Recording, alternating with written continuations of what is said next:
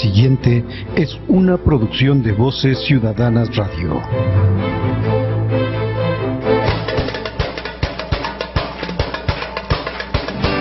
No dejes que el miedo mate tus sueños. Sueños al desnudo. Comenzamos. Deja que tus sueños sean olas que se van libres como el viento.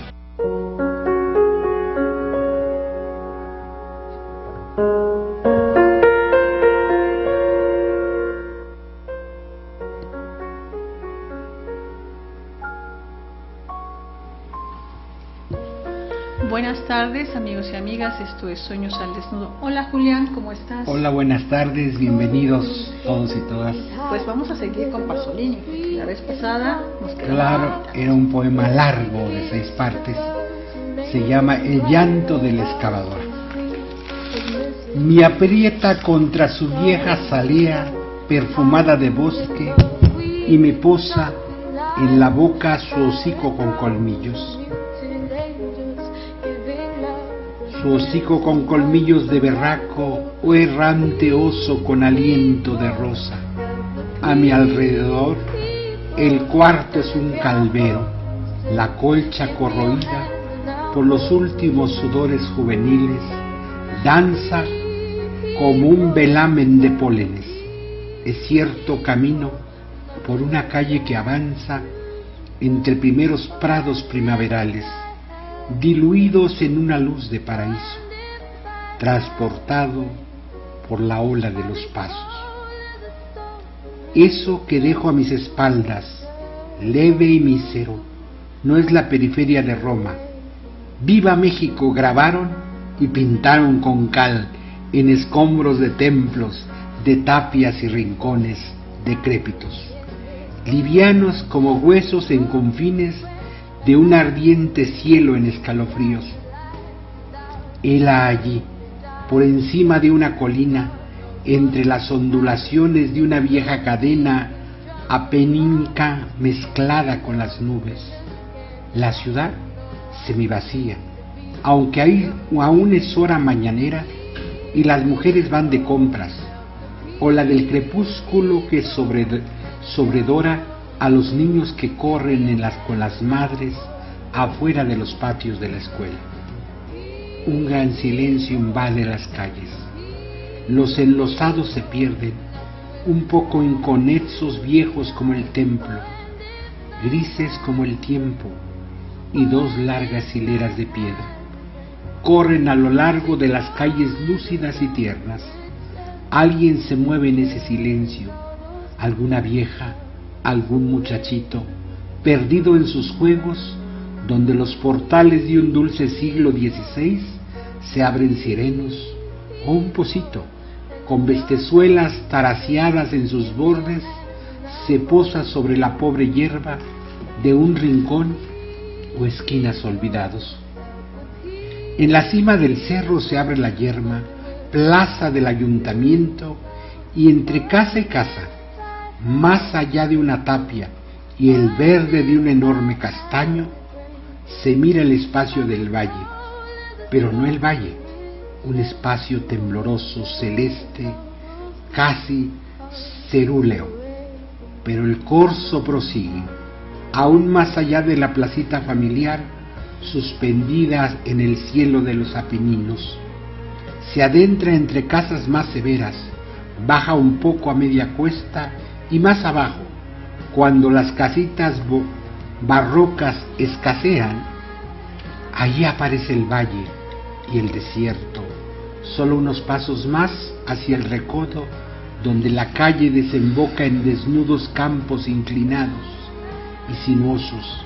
A la izquierda, contra el pendio como si el templo se hubiera desplomado, se alza un ábside llena de frescos azules, rojos, rico de espirales sobre las canceladas cicatrices de la caída, en la que solo ella, la concha inmersa, quedó y sigue abriéndose frente al cielo. Es ahí, más allá del valle, del desierto, que empieza a soplar un aire leve, desesperado, que incendia la piel con su dulzura. Es como esos olores que desde los campos recién mojados o desde las orillas de un río soplan sobre la ciudad en los primeros días de buen tiempo. Y tú no lo reconoces, pero casi enloquecido de pena, intentas comprender si son los de un fuego encendido sobre la escarcha o de uvas y nísperos perdidos en algún granero entibiado por el sol de la pródiga mañana. Yo grito de alegría, tan herido en lo hondo de los pulmones por ese aire que como tibieza o una luz respiro mirando el ancho valle. Precioso. Una descripción de esta Roma de los años, es del 56 este poema. No, yo Roma, bueno, eso otra vez. Toda una época, uno recuerda a Pasolini y recuerda tantas miradas. El programa pasado hablábamos del premio de la OCI, la Organización Católica de Cine, que le dio por el Evangelio según San Mateo, y años después le dan el mismo premio por la película Teorema. Así es. Sí. 2 veces recibió el premio de cine católico. Sí, no, y la lectura de los poemas de Pasolini en especial te traslada, como ya yo había comentado en el programa pasado, te traslada no solamente a esa época, sino también a tus épocas y a tus pasos por Roma. Si conoce uno Roma, uno sabe de qué está hablando. Los lugares que te llevan, los lugares que frecuentaba, y la mirada profunda que tiene en describirte más allá del paisaje. Te describe el paisaje, pero te describe el paisaje personal y comunitario y colectivo. Sí, porque te describe las sensaciones. Es un observador no solamente de su entorno, sino de sus propias sensaciones, de lo que le inspira a él ese lugar. Sí, algunas gentes del programa que leímos poemas del programa pasado, pues les pareció que el poema, esto me sorprendió, yo no lo hubiera visto, pero hay muchas miradas todas respetables, que incitaba a la promiscuidad, decían algunos. Pues vuelvo a decir, como decía Elías Nandino, y que chillen los puritanos, que para eso son puritanos, cada uno en su mirada. Para mí es un poema bellísimo que no incita a nada en promiscuidad. El que es promiscuo con poema o sin poema será promiscuo. Yo creo que la poesía no tiene que ver, está más allá de eso. Cada quien reacciona y mira desde donde quiere, desde donde puede y desde donde sus anhelos profundos vienen. Este hombre con una mirada fue muy crítico de su sociedad, y una sociedad y una izquierda que no lo aguantó ser tan crítico, ni la izquierda italiana lo aguantó. Sí, pues lo expulsó. El Partido Comunista fue expulsado por estas miradas. Todavía no se tenía la comprensión amplia de los derechos humanos. Los derechos sexuales y los derechos reproductivos son derechos humanos. Así es, y bueno, no se trata de privilegios, es una cuestión de que todos y todas somos iguales. Y todos tenemos derechos y también todos tenemos obligaciones. A cada derecho corresponde una obligación, pero tenemos ahora sí que el derecho a poder ejercerlos, a poder exigirlos y a poder disfrutarlos, desde la vivienda, desde el derecho a la justicia y también el derecho a ser feliz. Por supuesto, para eso son los derechos humanos, para la felicidad, para que cada uno la vive y la amplíe sin agredir a terceros desde donde la comprende la felicidad, desde su mundo en este aspecto. Es decir, la pluralidad, la ética no nos pide amar a los diferentes, nos pide respetarlos. Y no hacerle a nadie lo que no queramos que nos hagan a nosotros. Eso es básico. En la historia de la religión es un principio antiquísimo, no le hagas a nadie lo que no quieres que te hagan. Es un principio sano de convivencia. Y el respeto al Estado laico, y ya lo dijo en Juárez, ¿no? El respeto al derecho ajeno es la paz. Sí, el Estado laico no es un Estado que agrede creencias religiosas, no le quita a nadie su credo religioso, su mirada profunda, su mirada ritual, su mirada mítica. No, el Estado laico respeta todas estas miradas, lo que hace que el Estado no tome ninguna mirada en su fundamentación del asunto legal del Estado. Así es. Entonces un Estado laico no es neutral en ética, no existe la neutralidad en ética. Lo que existe es que es un Estado que no entra en discusiones religiosas del Estado laico. Tiene una ética el Estado laico, la ética laica. Y la ética laica está en las leyes, en la Constitución, ahí está la ética del Estado. Por eso no es neutral el Estado laico, tiene su propia ética laica, con respeto a las éticas religiosas. En el caso mexicano y en muchos países de América Latina, el Estado nos garantiza un derecho, el derecho a la religión. Entonces el Estado laico no va contra la religión ni la mirada de nadie. Y esa es la libertad, que entre ellas está la libertad de expresión, la libertad religiosa, todas las libertades. Todas las libertades, y por eso el Estado laico nos garantiza una sana convivencia, desde la pluralidad de ciudadanos y ciudadanas y de miradas, en un Estado común. Somos iguales porque somos diversos. Todos los derechos para todas y todas en estas diversidades, pero mismos derechos. Así es, porque es el respeto a esa diferencia, porque yo no soy igual a otras mujeres, sí en cuanto a mi género, en cuanto a mi sexo, pero soy diversa a otras mujeres, Julián igual frente a otros hombres. Entonces ahí está el respeto. Entonces por eso el Estado se vuelve garante de que no nos matemos, venga este respeto. Y la ley es una, no va a haber una ley para cada grupo, la ley es una para todos los grupos y personas, y por eso la ley tiene que ser basada en valores del Estado laico, porque si la ley está basada en valores de asunto religioso, quien no sean de esa manera religiosa serán excluidos y serán ciudadanos de segunda, ya no serán ciudadanos de primera. Esto es lo delicado en todo este asunto del tejido, que a veces se confunde la religión con la ética pública, y el Estado laico tiene que garantizarnos una ética a todos los ciudadanos, gente creyente y no creyente y de diferentes creencias. Así es. Y bueno, pues tenemos una infinidad de temas que tratar el día de hoy también con ustedes, amigos. Yo creo que este inicio ha sido muy muy bueno, sobre todo con toda la reflexión que pues nos motiva, todo lo que nos acaba de decir Julián.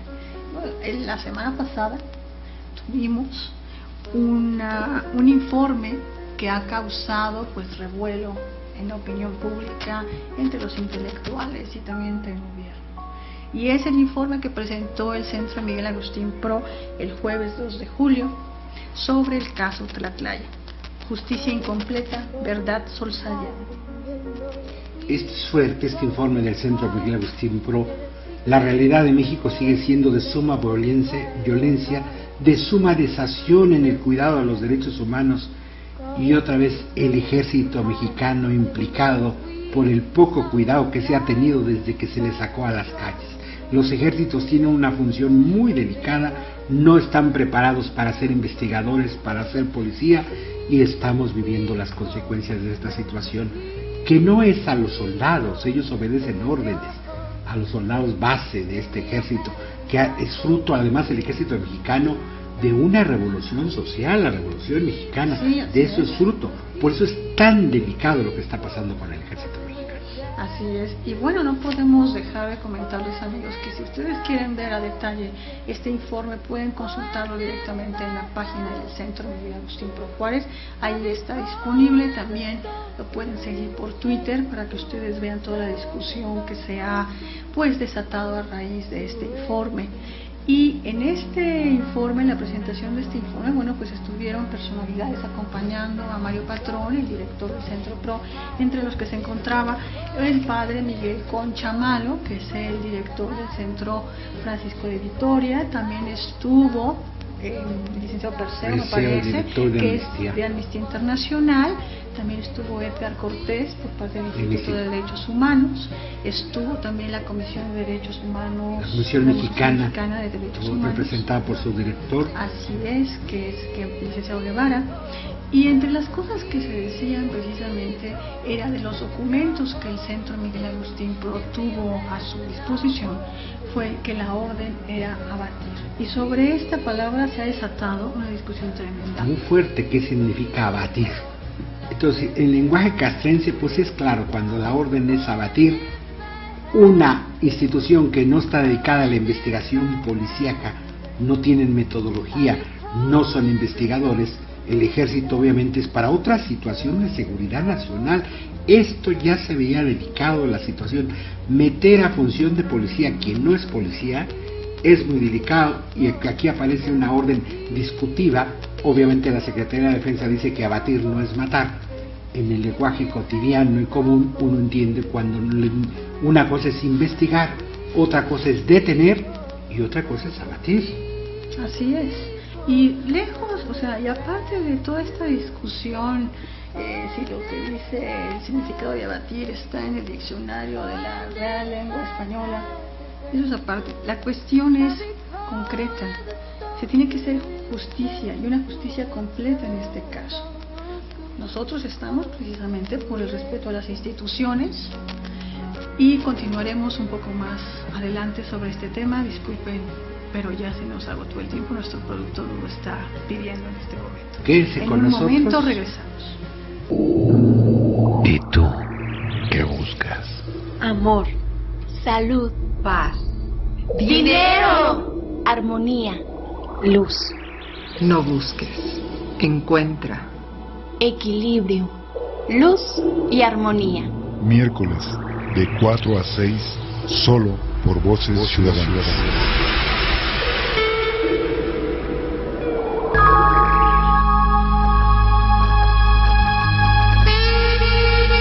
Hola, soy Yvonne Jolín y te invito a escuchar Voces Ciudadanas.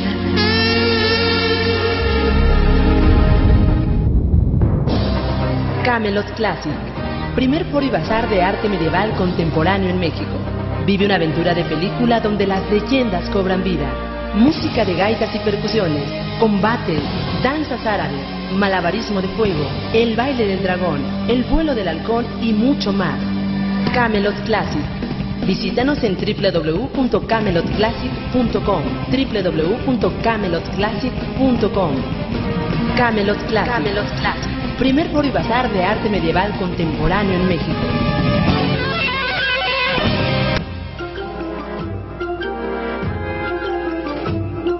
Este programa no es un misterio, es Gerardo Manjarrés.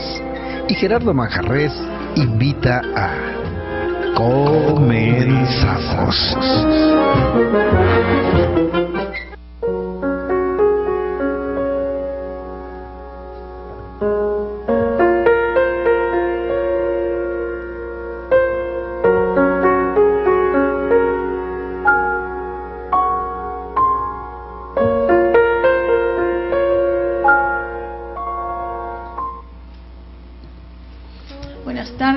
Amigos, estamos de regreso y bueno, hablábamos precisamente sobre la importancia del informe del Centro Miguel Agustín Pro sobre Tlatlaya, pero antes de seguir con el tema, pues Julián, terminemos con este poema que tanto nos ha gustado. Sí, la quinta parte, el poema se llama El llanto de la excavadora, de Pier Paolo Pasolini. Basta un poco de paz para revelar dentro del corazón la angustia límpida como el fondo del mar en un día de sol. En eso reconoces sin sentirlo el mal allí en tu lecho, pecho, muslos y pies abandonados como un crucifijo o como Noé borracho, durmiendo ingenuamente, ignaro de la alegría de sus hijos, los fuertes, los puros, divirtiéndose con él. El día ya está sobre ti, en el cuarto como un león dormido. ¿Por qué callas el corazón? Se encuentra pleno, perfecto, hasta en esta mezcolanza de beatitud y dolor. Un poco de paz. Y en ti vuelve a despertarse la guerra. Dios, tan pronto se destienden las pasiones, tan pronto se cierra la fresca herida y te pones a gastar el alma, que parecía totalmente gastada en acciones de sueño que no deja nada. No obstante, encendido por la esperanza, para que viejo león apestoso de vodka, Khrushchev, impreca al mundo por su ofendida Rusia, pero de pronto te das cuenta de que sueñas en el feliz agosto de paz. Parecen incendiarse todas tus pasiones, todo tormento interior, toda tu ingenua vergüenza de no estar sentimentalmente en el punto donde el mundo se renueva. Al contrario, ese nuevo soplo de viento vuelve a echarte atrás, donde todo viento cae y ahí, tu humor que se recrea, hallas de nuevo el antiguo crisol del amor, el sentimiento, el espanto, la alegría, y justamente en ese sopor está la luz. En esa inconsciencia del infante, del animal o del ingenuo libertino está la pureza, los más heroicos furores en esa fuga, el más divino sentimiento en ese vil acto humano consumado en el sueño matutino. A mí me sigue transportando a mi juventud, realmente. Pero bueno, cuando empezaba precisamente en la defensa de derechos humanos. Y otra cosa importante en lo que decíamos de Tlatlaya, el ejército es una institución fundamental en la Constitución mexicana y en muchas constituciones. Este informe del Centro no va contra el ejército. Lo que pasa es que está haciendo el ejército tareas que no están en su marco jurídico constitucional. Los han sacado a hacer para lo que no es el ejército. El ejército no es ministerio público para la aprobación civil, no es investigador, no es policía, y está haciendo esas funciones. Entonces, tiene razón en este sentido la Secretaría de la Defensa cuando pide un marco jurídico para lo que hoy están haciendo. No hay un marco jurídico, se les está exponiendo a las Fuerzas Armadas para lo que no fueron creadas. Este es el problema de los civiles que han estado interviniendo en obligar a las Fuerzas Armadas a hacer fuera de su marco constitucional, y es muy delicado. Hay que preservar al ejército, es muy importante, compañeros y compañeras, la función del ejército. No se trata de ir contra el ejército por ir contra el ejército, es muy delicada su situación porque su marco jurídico no lo están acatando, los están llevando por órdenes superiores de los civiles a hacer funciones que no les corresponde, y estamos viendo las consecuencias de estas funciones. Si alguien no está capacitado para hacer investigación, no va a hacer investigación, va a contener y va a batir. Por eso el ejército tiene otra función, tiene que estar en tiempo de paz dentro de sus cuarteles, y no se trata de defender delincuentes de ninguna manera.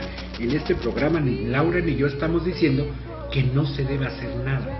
Así es, porque además hay una cosa muy importante: el ejército, como bien lo dice Julián, es para proteger al pueblo mexicano.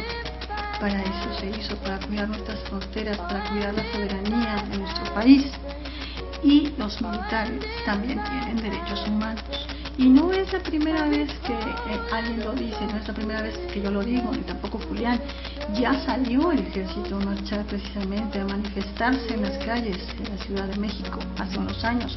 Y el general Gallardo fue uno de los primeros, si no es que el primero, en decir que era necesario un ombudsman militar. Porque, como está mencionando Julián, que se está exponiendo al ejército, ¿dónde quedan los derechos precisamente de la tropa? ¿Dónde quedan los derechos de los miembros del ejército? Entonces, ¿tenemos que cuidar a nuestro ejército? Por supuesto que sí. Sí, ellos obedecen órdenes, es parte del ejército, la disciplina militar, pero quien está dando la orden es en un marco jurídico. Hace la semana pasada el secretario de la Defensa pedía que se ampliara su marco jurídico porque se da cuenta precisamente que están actuando sin un marco que les proteja las acciones que están haciendo, y vemos las consecuencias de este informe. Ya está dando consecuencias de estas situaciones cuando se les manda a hacer tarea de investigación y de policía contra la delincuencia, que no es su función del ejército. Y que pueden coadyuvar, pero con un marco, como bien lo dices tú, con cuestiones muy concretas. Y aquí de lo que se trata es, sí, que se combata la delincuencia, que se respeten los derechos de todos y de todas. Porque si dejamos que se violenten los derechos de una sola persona, vamos a continuar y vamos a dejar que se violenten los derechos de nosotros, los de nuestro vecino y los de todas las personas. Y bueno, hay un artículo que el Centro Migratorio Centro, bueno, más bien Mario Patrón, hizo una colaboración especial y se titula Tlatlaya, Justicia Incompleta, Verdad Soslayada. En abril del año 2014, el Relator Especial de Naciones Unidas sobre las ejecuciones extrajudiciales, sumarias o arbitrarias, presentó un informe tras visitar México. No había ocurrido entonces la masacre de Tlatlaya.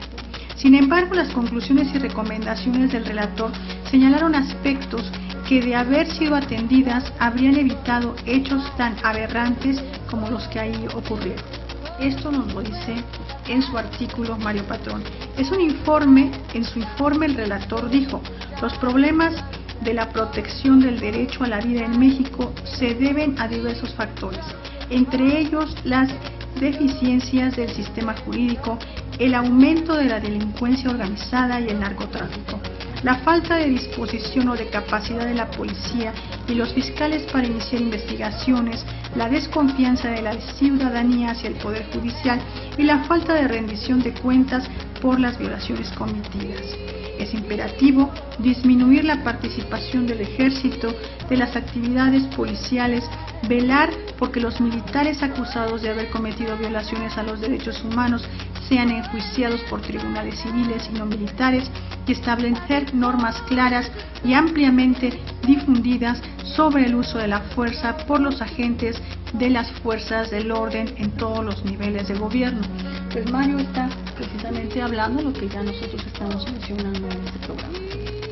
Claro, sí, en esto debe haber una investigación clara, precisa, y militares no pueden juzgar a militares cuando están implicados civiles, como es este caso del que estamos hablando esta tarde. Así es. Y bueno, amigos y amigas, les invitamos a que si ustedes quieren leer completo este artículo, lo pueden consultar también en la página del Centro Pro, o incluso también pueden consultarlo en el Universal de la semana pasada. Allí hizo su colaboración Mario. Y luego la Policía Federal torturó gente de los sobrevivientes y de los testigos para llevar la investigación por otro caso, y ahora un juez desestima la tortura a estas gentes y salen en confianza estos policías que torturaron. Está el ejército, está la policía implicada en la investigación. La Procuraduría hizo una mala investigación, se tiene que rehacer la investigación y se tiene que tomar en cuenta los casos de tortura, porque se construye una verdad jurídica con tortura. Así es, y bueno, también la Comisión Nacional pues emitió una recomendación al respecto, la 51/2014 del año pasado, y la PGR consignó a 7 militares por diversos delitos, y el grupo de trabajo puntual de la Cámara de Diputados también emitió un informe. O sea que tenemos como que mucha información que está revelando lo que está pasando, y pues obviamente se necesita hacer justicia y una investigación objetiva, real, y para que las personas como usted, como yo, como Julián, pues podamos tener confianza en este sistema de impartición de justicia, y también pues se guarde el buen nombre del ejército. Preserve, no es toda la institución, hay unos militares implicados, se debe hacer una investigación exhaustiva para dilucidar quién dio la orden, las capacidades, porque si no queda abajo en los que ejecutan órdenes pero no deciden. Aquí hay que ir a mandos superiores que dan las órdenes. Pues muy bien, Julián, pues yo creo que damos paso a nuestro siguiente tema, ¿qué te parece? Sí, hacemos un cambio. En las últimas semanas ha sido muy comentado un documento pontificio, una encíclica que se llama Laudate Si, alabado seas.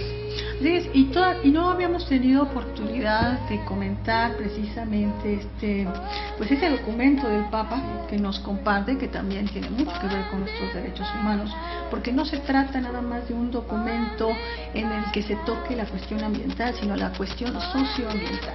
Sí. Se pasa de un discurso ecológico solamente, de la ecología ambiental a la ecología integral. Esto incluye la ecología político-social, la ecología mental, la cultural, la educacional, la ética y la espiritualidad. Por eso este documento va dirigido no solo a los creyentes de la Iglesia Católica, sino a todos los humanos preocupados por nuestra casa común. Porque existe el peligro de que esta visión integral sea asimilada dentro del discurso ambiental habitual, no dándose cuenta de que todas las cosas, saberes e instancias están interligadas. El calentamiento global tiene que ver con la furia industrializada, con la pobreza de buena parte de la humanidad, y que está relacionada con el modo de producción, distribución y consumo. Todo está relacionado. La violencia contra la tierra y los ecosistemas deriva del paradigma de dominación que está en base de nuestra civilización dominante desde ya hace 4 siglos, que el antropocentrismo, donde el ser humano se siente el centro del universo, es consecuencia de la comprensión ilusoria de que somos dueños de las cosas y que ellas solo tienen sentido en la medida que sirven para nuestro disfrute.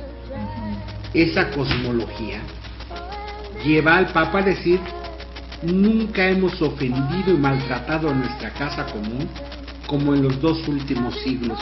Esto lo dice en el número 53 del documento. Y el mismo documento se pregunta cómo se puede superar esta realidad peligrosa. El número 163 responde con un cambio de rumbo y todavía más con la disposición de delinear grandes caminos de diálogo que nos ayuden a salir de la espiral de autodestrucción en la que estamos sumergidos. Si no hacemos nada, podemos ir al encuentro de lo peor. Pero el Papa confía en la capacidad todavía creativa de los seres humanos que juntos podrán formular el gran ideal, un solo mundo en un proyecto común, lo dirá el número 164. Entonces es importante el documento, tanto que hace unos días muchos premios Nobel de la Paz en torno a este documento han pedido una petición, han firmado, para que se hagan cambios legales en el mundo y de investigación, porque va en serio lo que está sucediendo. No, y además, bueno, el Papa está haciendo un llamado con esta encíclica a que los gobernantes tomen en sus manos este problema y que lo vean de una manera conjunta, no separada, no lo social por un lado y lo ambiental por el otro, y que hagan esta vigilancia de que los recursos naturales se respeten y se usen de una manera responsable, y que se hagan los cambios también legales y que estos sean operantes, no que solamente queden en letra muerta. Porque los gobiernos en este mundo neoliberal se han hecho irresponsables de la protección de la tierra y de sus pueblos, de sus poblaciones. Solo son como ventanilla de acuse, de quejas entre las transnacionales y la población. Entonces, este documento trae esta corrupción. ¿Por qué los gobiernos se hacen a un lado? Por la corrupción, porque las transnacionales corrompen a muchos gobiernos para que les permitan hacer esta destrucción de la tierra y de las poblaciones. Todo este mercado transnacional basado en el petróleo, este es el causante de todo esto. Las grandes petroleras, las grandes mineras. Exactamente, sí. Y además, bueno, los más afectados obviamente son los más pobres, los más vulnerables, y en México pues no se queda atrás. Tenemos un problema con las mineras, el fracking, la contaminación del agua. Ustedes saben lo que ha pasado en el norte del país, también en el sur, todo lo que pasó en el estado de Sonora, y que continúa la explotación en diferentes estados de la República. Claro. La contaminación de los mares por el petróleo. Y este documento denuncia esa corrupción. Precisamente los que se tendrían que oponer a esa destrucción de las poblaciones y de la tierra son los gobiernos, y por corrupción, por lo que reciben bajo el agua, hacen leyes que permitan. Esto es muy conocido en el país. Hace unos 4 años, en el último año y en el último momento del gobierno de Calderón, entrega permisos a las mineras por 100 años. Ese gobierno, no es el de Peña, fue el de Calderón.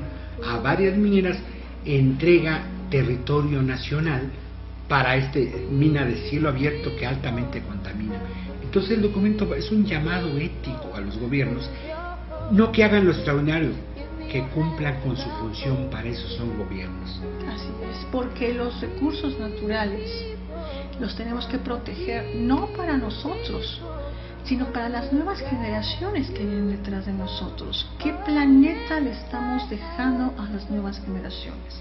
Entonces es un llamado ético, y cuando una iglesia tan desprestigiada como la Iglesia Católica en ética vuelve a ponerse a la vanguardia con este documento, por eso ha llamado la atención en el mundo, porque la primera parte del documento es fuertísima en datos duros científicos.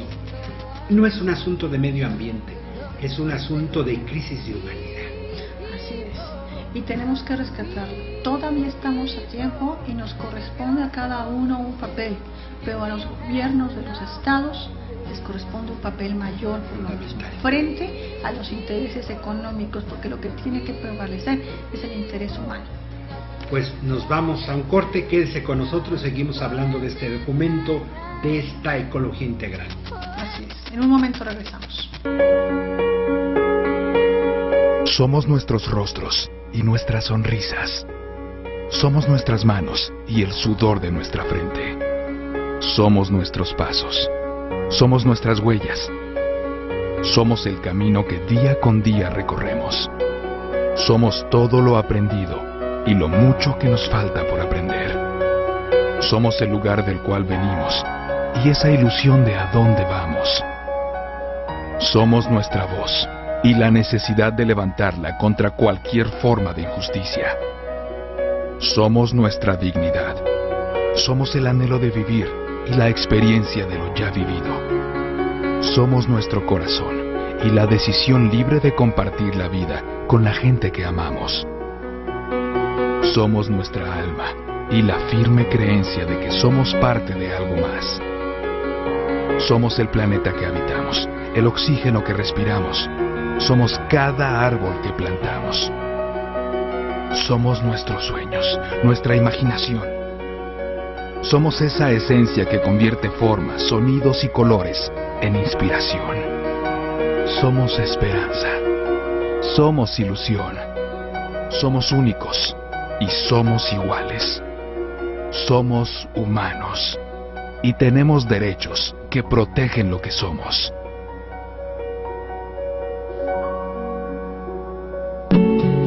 Ellas son graciosas, simpáticas, divertidas, sinceras. Ellas sienten, ríen, sueñan, piensan, aman y opinan. ¿Por qué quitarles todo eso? Ámalas, valóralas y respétalas. Hombres en contra de la violencia hacia la mujer. El cambio comienza por nosotros. ¿Y tú ya empezaste a cambiar? Dicen que todo empezó con una gran explosión.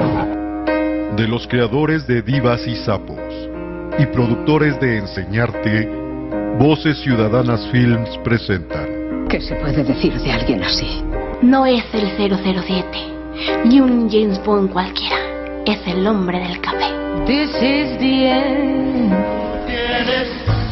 Soy el hombre del café y te invito a que me escuches todos los martes de 3 a 4 de la tarde en Un Café con, solo por Voces Ciudadanas. ¿Qué va, men? Oh, no. ¿Sí?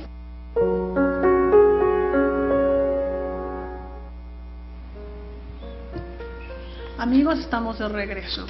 Julián, por favor, la sexta parte de este poema.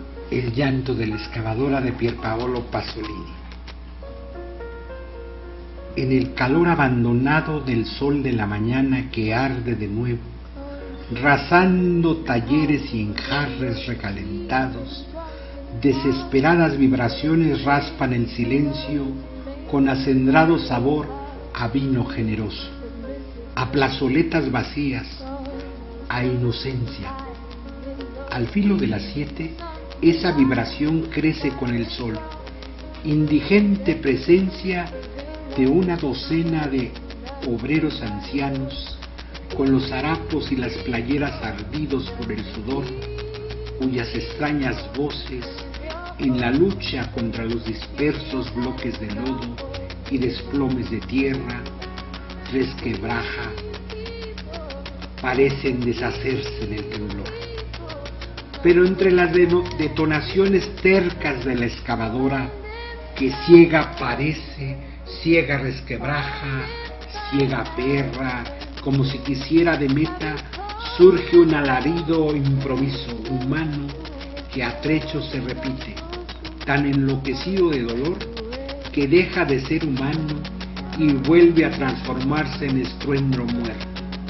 Luego despacio renace en la luz violenta entre los edificios cegados, nuevo, igual, alarido que solo un moribundo puede lanzar en el último instante.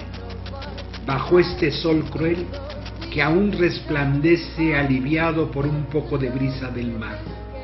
Está gritando, acongojada por meses y años de matutinos sudores, acompañada por la turba de sus picapedreros, la vieja excavadora. Pero junto al fresco desmonte revuelto, o en el confín breve del horizonte, tan siglo XX se halla la barriada. Es la ciudad sumergida en una claridad de fiesta. Es el mundo. Llora lo que tiene fin y recomienza. Lo que era bosque, campo abierto, y se torna patio blanco como la cera, cerrado en un decoro que es rencor, que lo que casi era una vieja feria de frescos y reboques torcidos al sol, es ahora una colonia hormigueante en un orden de aturdido dolor. Llora por eso que ya cambia, aún para mejorar. La luz del futuro no deja de herirnos un solo instante. Aquí está. Quema todos nuestros actos cotidianos, angustia incluso la confianza que nos da vida. En el ímpetu gobetiano a favor de estos obreros que en el barrio de otro frente humano levantan mudos su rojo trapo de esperanza. 1956. Y es esto que estamos hablando, de destrucción del ambiente. Este poema largo es la excavadora que llora porque va transformando un bosque y va construyendo lo que la modernidad prometía, traer la felicidad, y que ha traído mucha infelicidad. Y mucha destrucción. Muchísima destrucción. Muchísima destrucción. Y de recursos que ya no se van a recuperar nunca. Y por eso este documento pontificio propone una ecología integral y de un fundamento correcto. Dice el número 137: dado que todo está íntimamente relacionado y que los problemas actuales requieren una mirada que tenga en cuenta todos los factores de la crisis mundial, propongo que nos detengamos ahora a pensar en los distintos aspectos de una ecología integral que incorpore claramente las dimensiones humanas y sociales. El presupuesto teórico se deriva de la nueva cosmología, de la física cuántica, de la nueva biología, en una palabra, del nuevo paradigma contemporáneo que implica la teoría de la complejidad y del caos. En esta visión, lo repetía uno de los fundadores de la física cuántica, Heisenberg: todo tiene que ver con todo, en todos los puntos y en todos los momentos. Todo es relación y nada existe fuera de esta relación. Y de esto habla la encíclica precisamente. Esta lectura la repite el Papa innumerables veces, formando el tonus firmus de sus exposiciones. Seguramente la más bella y poética de las formulaciones la encontramos en el número 92 del documento. Dice: todo está relacionado y todos los seres humanos estamos juntos como hermanos y hermanas en una maravillosa peregrinación, entrelazados por el amor que Dios tiene a cada una de sus criaturas y que nos une también con tierno cariño al hermano Sol, a la hermana Luna, al hermano Río y a la Madre Tierra.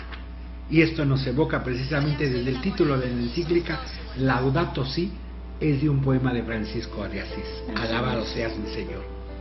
Esta visión existe desde hace ya un siglo, pero nunca había conseguido imponerse en la política y en la orientación de los problemas sociales y humanos. Todos seguimos siendo rehenes del viejo paradigma que aísla los problemas y que busca una solución específica a cada problema, sin darse cuenta de que esta solución puede ser dañina para otro problema. Por ejemplo, el problema de la infertilidad de los suelos se resuelve con nutrientes químicos, que a su vez penetran en la tierra, alcanzan el nivel freático de las aguas y envenenan los acuíferos, porque no se ve integral, se ve un problema, se le busca una solución que desata otros problemas. Por eso esta encíclica podrá servirnos de instrumento educativo para apropiarnos de esta visión inclusiva e integral. Esto no nos impide entender la naturaleza como algo separado de nosotros, o con un mero marco de nuestra vida. Estamos incluidos en la naturaleza, en ella, somos parte de ella, dirá el número 139. Esto es muy importante.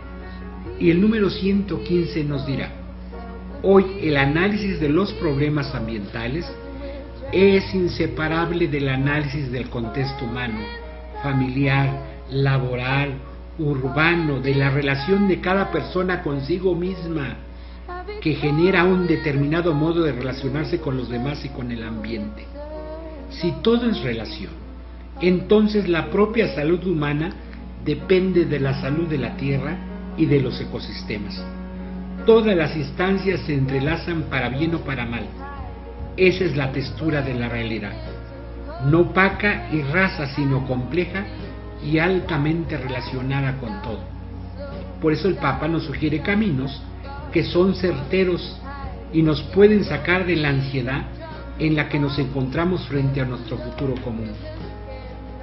Ya un jesuita viejo de los años 30 del siglo pasado, Teilhard de Chardin, que aquí es reivindicado por otro jesuita, Francisco, en el fondo, en toda la encíclica, resuenan dos teólogos importantes. Este jesuita que fue confinado hasta China, Teilhard de Chardin, que hablaba de estos temas, y un franciscano maravilloso brasileño, Leonardo Boff. Resuenan estos dos hombres cuando lee uno la encíclica, y un dominico también brasileño, Fray Beto. Tiene un libro maravilloso que les recomiendo, está traducido al castellano, él lo escribió en portugués, La obra del artista. Esta es una obra tremenda de Fray Beto.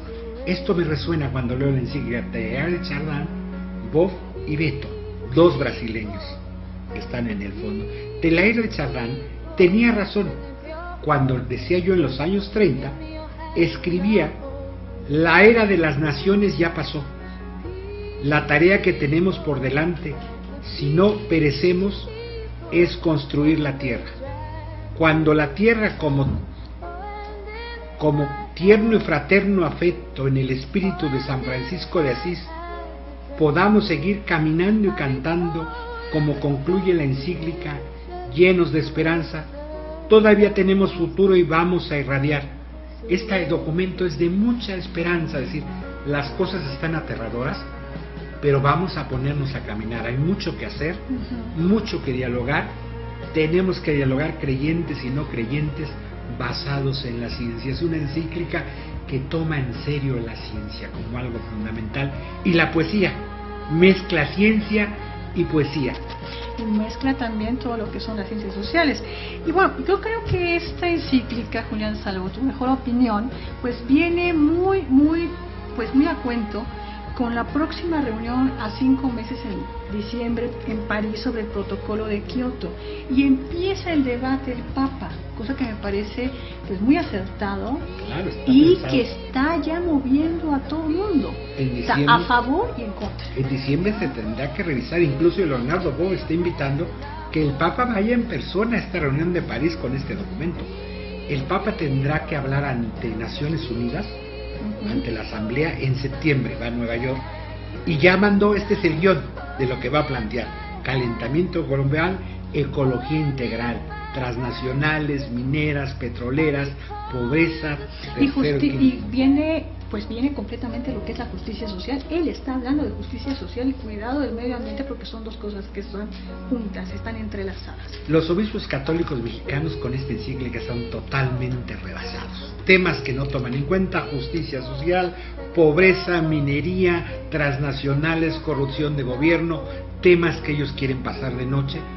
Pues Roma ahora sí que los rebasó por la izquierda. Son obispos que tienen tortícolis porque siempre están mirando a Roma, no más que hoy les cambiaron Roma. Este documento tendrán que tenerlo como documento de cabecera, y son los temas del futuro, precisamente señala. Este documento tiene la virtud que está muy bien armado. Ernesto Cardenal dice: miren, yo ahora ya no leo libros de poesía, leo libros de ciencia, porque ahí está la poesía moderna. Y este texto es una maravilla, une ciencia y poesía. Hay que regresar a la casa común, ya no hay que derrochar. Dirá Francisco: el problema es el consumismo. Mientras sigamos teniendo como paradigma el consumismo, no cambiaremos de paradigma, habrá pobreza, habrá miseria y habrá destrucción del planeta. Claro que a las transnacionales les conviene este consumismo porque es lo que sostiene la espiral. Los gobiernos corruptos de estas transnacionales reciben dinero en butes para hacer leyes a favor de estas. Entonces el documento es fuerte. Miren, la gente muy católica del mundo relacionada con las transnacionales está muy enojada con este documento. Está muy enojada. Pero los defensores de derechos humanos tenemos que tomar nuestro papel también aquí.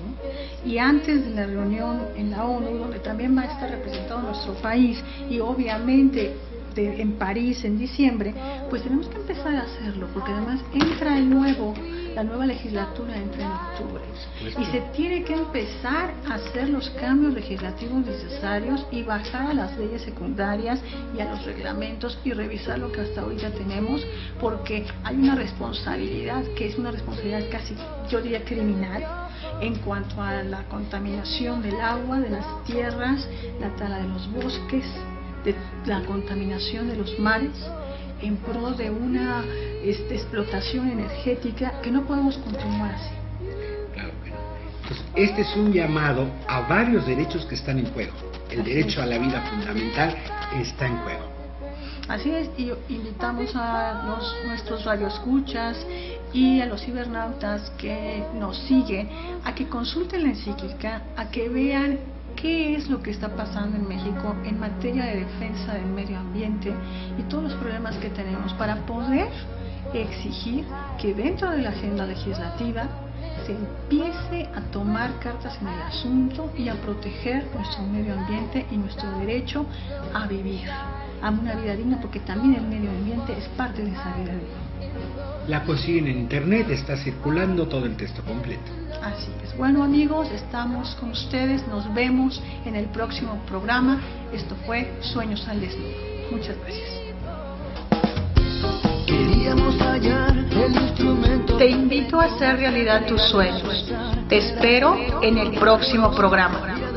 Solo por Voces Ciudadanas. Derechos humanos, tu mejor instrumento. Todos nacemos libres. Esto fue una producción de Voces Ciudadanas Radio.